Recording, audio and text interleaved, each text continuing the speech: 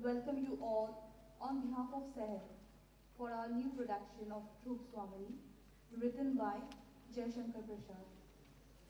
Seher is a group of enthusiastic people with an aim and love for the creation of art. Our creative endeavor has produced 6 plays in a row since last 3 years of our being. Our group has performed in different centers of Delhi and other city centers of India like Bangalore, Mysore, Belgaum and Gulbarga. Dhruv Swamini is the new in our repertoire, and today is the first show of this production. The production is supported by the Ministry of Culture, Government of India and National School of Drama. I once again welcome you for the performance of Dhruv Swamini. I request you to kindly switch off your mobile. I repeat once again that please switch off your mobile phones. Thank you.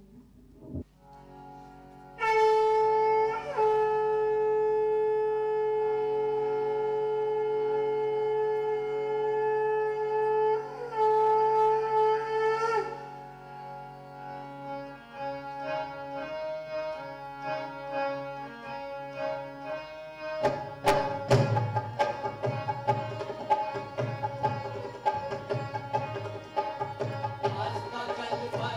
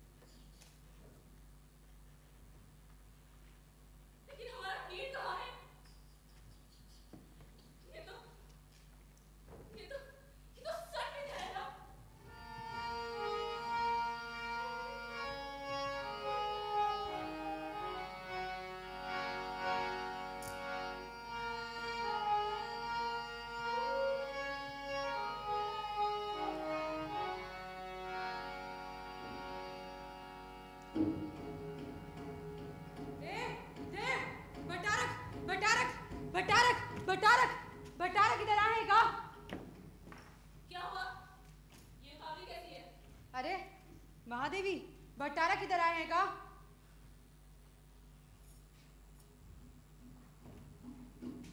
हमारे आंचल में तो छिपे नहीं है। जाओ, किसी को भी ढूंढो। क्षमा कीजिए महादेवी, युद्ध संबंधी आवश्यक समाचार निवेदन करने के लिए खोजते खोजते हम इधर आ गए। वो भी नहीं, यहाँ नहीं है।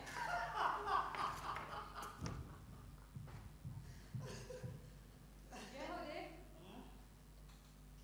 एक चिंताजनक समाचार निवेदन करने के लिए अमात्य ने हमें भेजा है। चिंता करते करते मुझे मर जाना पड़ेगा। ठहरो। तुमने अपना काम अच्छा किया। मैं ये समझ नहीं सका कि ये चंद्रगुप्त को प्रेम करती है या नहीं। तुमसे कह दिया ना कि अभी मुझे अवकाश नहीं है। राज, शकों ने किसी पहाड़ी राह से उतरकर गिरिपथ को रोक लिया है। हम लोगों का संबंध शिव से टूट गया है। हम दोनों ओर से घेर लिए गए हैं राजाधिराज। तो दोनों ओर से घिरा रहने में शिविर और भी सुरक्षित है मूर्ख। बट ये ध्रुव देवी चंद्रगुप्त मन ही मन में। मेरा संदेह ठीक है ना? महाराज, युद्ध शिविर में अमात्य आपकी प्रतीक्षा कर रहे हैं। युद्ध यहाँ चल रहा है, देखती नहीं? ये जगत की अनुपम सुंदरी मुझसे प्रेम नहीं करती और देखो मैं उस देश का राजा दे रहा। महाराज, शकराज का एक गो दूध भी आया है। ध्रुव देवी का मन में ठीक है। जो स्त्री एक के शासन में रहकर प्रेम किसी अन्य से करे, जाने कब छोड़ कर बैठे। इधर भीतर को चक्कर घूमते हो। ऐ सुनो, ध्रुव देवी से कह दो मुझे, केवल मुझे प्रेम करे। बस महादेवी बन जाना ठीक नहीं है। जाओ। कैसी आज्ञा महाराज? कैसी आज्ञा महाराज?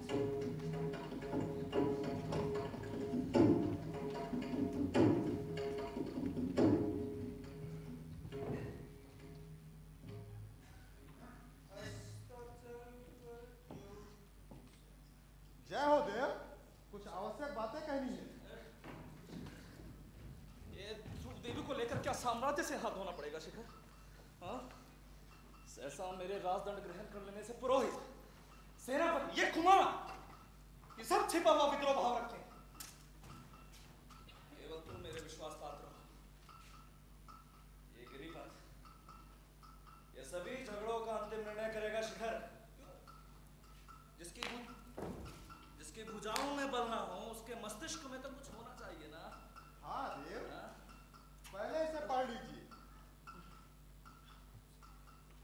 अरे चौंकिए मत, ये ऐसी आकस्मिक घटना है कि कुछ सोचने का अवसर ही नहीं देती। है तो ऐसा ही, पर मेरे प्रतिकूल नहीं है शिखर। अरे मुझे इसकी आशंका पहले से थी। तब तो महाराज ने अवश्य कुछ सोच लिया होगा, जिसका भविष्य में एक संकुल आकाश की तरह घिरा हो। उसकी बुद्धि को तो बिजली के समान चमकना ही चाहिए ना देव। सोचा है शिखर, सोचा है, पर तुम उसका समर्थन करोगे ना? देव, यदि नीतियुक्त हुआ तो अवश्य समर्थन करूंगा। सबके विरुद्ध रहने पर भी मैंने आर्य समुद्रगुप्त की आज्ञा के प्रतिकूल आपका समर्थन किया था, राजनीति के सिद्धांत पर ज्येष्ठ राजपुत्र अरे को। मैं जानता हूँ शिखर, पर इस समय जो प्रश्न सामने आया है उस पर विचार करो। देव, तुम जानते हो ना मेरी इस विजय यात्रा का गुप्त उद्देश्य है। अरे उसकी सफलता तक दिखाई पड़ रही है, बस थोड़ा सा साहस चाहिए, बस। देव, भविष्य के लिए चाहे अच्छा हो, किंतु इस समय तो हमें बहुत से विघ्नों का सामना करना पड़ेगा। तुम्हारी बुद्धि कब काम आएगी शिखर? हाँ? चंद्रगुप्त के मनोभाव का कुछ पता लगा? देव, कोई नई बात तो नहीं। शिखर, मुझे लगता है कि पहले अपने अंतःपुर के विद्रोहों का ही दमन करना होगा। ध्रुव देवी के हृदय में चंद्रगुप्त की आकांक्षा जाग रही है शिखर। यह संभव नहीं, किंतु महाराज अभी आपको दूत के साथ साक्षात करके उपस्थित राजनीति पर ध्यान देना चाहिए। ये एक विचित्र बात है। प्रबल पक्ष संधि के लिए संदेश भेजे।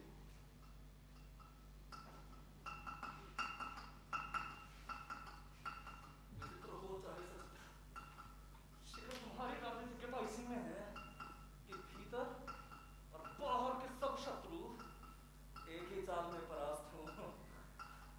चलें?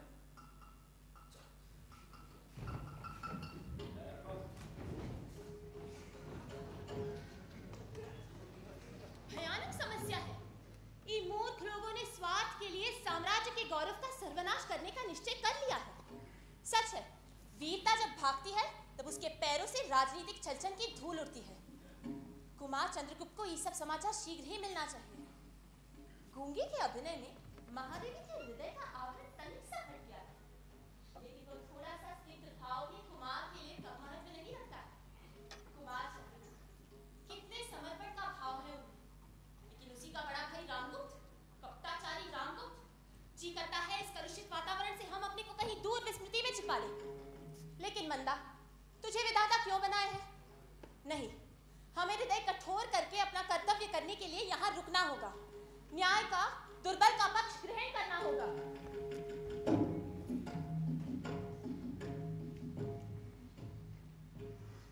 हाँ, क्या कह रही थी तुम? शिखर स्वामी कुछ कहना चाहते हैं? कह दो, कल सुनेंगे, आज नहीं। जैसी आज्ञा। तो हम अमात्य से कह आए कि महादेवी उनसे कल बातें करेंगी? नहीं, वो गुप्त साम्राज्य का अमात्य है, उससे आज ही भेंट करना होगा। लेकिन पहले ये बताओ, तुम्हारे राजकुल में नियम क्या है? पहले अमात्य की वंदना सुनते हैं, फिर राजा से भेंट करते हैं। ये क्या कह रही हैं आप? ऐसा नियम तो हम नहीं सुने हैं। ये युद्ध शिविर है ना, भट्टारक को अवसर ना मिला होगा।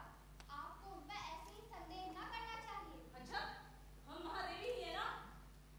अगर ये सत्य है, तो क्या तुम हमारी आज्ञा से कुमार चंद्रगुप्त को यहाँ बुला सकोगी? हम चाहते हैं कि अमात्य के साथ कुमार से भी कुछ बातें कर ले। क्षमा हो देवी, इसके लिए तो मुझे पहले अमात्य से आज्ञा लेनी पड़ेगी।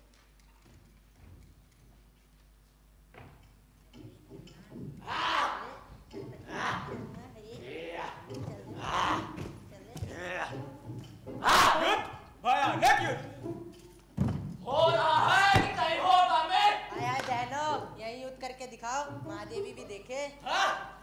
सुनता है रे, तू अपना हिमाचल इधर कर दे, मैं दिग्विजय के लिए कुबेर पर चढ़ाई करूंगा। हाँ? अरे ये तो मैं हूँ नलकुबेर की वधू, दिग्विजय वीर। क्या तुम स्त्री से युद्ध करोगे? लौट जाओ, कल आना। मेरे ससुर और आर्यपुत्र दोनों ही उर्वशी और रंभा के अभिसार से ना आए। कुछ आज ही तो युद्ध करने का शुभ मुहूर्त नहीं? नहीं, आज ही युद्ध होगा। तू स्त्री नहीं है, तेरी अंगुलियां तो मेरी तलवार से भी तेज चल रही है, और फिर ये कुंवर तेरे नीचे है, तो मैं कैसे मान लूं कि तू न कुंवर है न कुबेर? तेरी इन वस्त्रों से मैं धोखा न खाऊंगा। पुरुष है, युद्ध कर। आए आए, अरे मैं स्त्री हूँ बहनों, कोई मुझसे ब्याह भले कर सकता है, लड़ाई में क्या जानू। महादेवी की जय हो। महादेवी की जय हो। तुम्हारी राजधीराज की वो हिमाचल का कुंवर तो खेलेगा। मैंने कुंवर की बहू मेरे कुंवर तो की है, अन्ना ये मौका मुझे विजय कर लेता है। अरे वामन वीर, यहाँ दिग्विजय का नाटक खेला जा रहा है क्या? वामन के बलि विजय की गाथा और 3 पांव की महिमा सब लोग जानते हैं। मैं अभी 3 लाख में सब कोड़ पीड़ा कर सकता हूँ। लगा के भाई बोले, क्या चाहते हैं पुट का बनना तो छूट जाए। देखो जी, मैं नलकुबेर की वधू इस पे बैठी हूँ। झूठ! युद्ध के डर से तू पुरुष होकर भी स्त्री बन बैठा। अरे मैं स्त्री हूँ बहनों, मैं युद्ध नहीं जानती। तू स्त्री है ना, तो मैं अपने दिग्विजय का उपहार समझकर तेरा हरण कर लेता हूँ। ठीक होगा ना? कदाचित ये धर्म के विरुद्ध ना होगा। नहीं! तुम लोग भी अभी लो। हम कहते हैं कि लोग अभी ना यहाँ पे। हम पहले ना करना था, मत देखना चाहते। आए आए, माटी की लकड़ी। ओ बाबा वीर, मैं सुन दो। अरे अमात, आप देखिए देखिए, मैं आज महादेवी से मिलने आया, आप भी आ गए। ये तो विलक्षण घटना है। मैं भी एक आवश्यक काम से आया हूँ। आवश्यक कार्य? अरे मैं तो भूल गया था ये। बर्बर शकराज क्या चाहता है? मैं आक्रमण ना करूं, बस इतना तो जाने। युद्ध कोई अच्छी बात नहीं। देव, वो और भी कुछ चाहता है। क्या कुछ सहायता मांग रहे हैं शिखर? नहीं देव, वो बहुत ही असंगत और अशिष्ट याचना कर रहा है। अरे कुछ कहो शिखर। क्षमा हो महाराज, दूत तो अबद्ध होता है, इसीलिए उसका संदेश सुनना पड़ा। वो कहता था सकरात से महादेवी ध्रुव स्वामिनी का विवाह संबंध स्थिर हो चुका था। बीच में ही स्वर्गीय आर्य समुद्रगुप्त की विजय यात्रा के दौरान महादेवी के पिता ने इन्हें गुप्त कुल में उपहार में भेज दिया। इसीलिए वो महादेवी। क्या वो महादेवी को मानता है? हाँ देव। साथ में अपने सामंतों के लिए मगध के सामंतों की स्त्रियां भी मान रहा है देव। हाँ शिखर, ठीक ही है। जब उसके पास सामंत हैं तो उनके लिए स्त्रियां तो चाहिए। पर मैं एक बात बताओ शिखर, ये शकराज और दुर्देवी का संबंध स्थिर हो गया था क्या? ये तो मुझे नहीं मालूम। बताइए महादेवी, हम आपसे कुछ पूछ रहे हैं। इस प्रथम संभाषण के लिए हम बहुत कृतज्ञ हुए महाराज। लेकिन हम यह नहीं जानना चाहते हैं कि किसने सुख दुख में हमारा साथ ना छोड़ने की प्रतिज्ञा निवेदी के सामने की थी। किसने की थी? किसने की थी? अरे कोई बोलता क्यों नहीं किसने की थी? तो क्या हम राजा धीराज रामगुप्त की महादेवी नहीं है? अरे आप हैं, सुनिए। पर रामगुप्त ने ऐसी कोई प्रतिज्ञा नहीं की होगी। देखिए, मैं उस दिन द्राक्षासों में डुबकी लगा रहा था ऐसे, और पुरोहितों ने जाने क्या क्या पढ़ा दिया। और इन सारी बातों का बोझ शिखर मेरे सर कबाब भी नहीं ना। ये है राजा की व्यवस्था। हम सुने, मंत्री महोदय क्या कहेंगे? मैं क्या कहूँ देवी, शत्रु पक्ष का यही संधि संदेश है। स्वीकार न हो तो युद्ध कीजिए। शिविर दोनों ओर से घिर चुका है। या उनकी बातें मानिए या मरकर अपने कुल मर्यादा की रक्षा कीजिए देवी।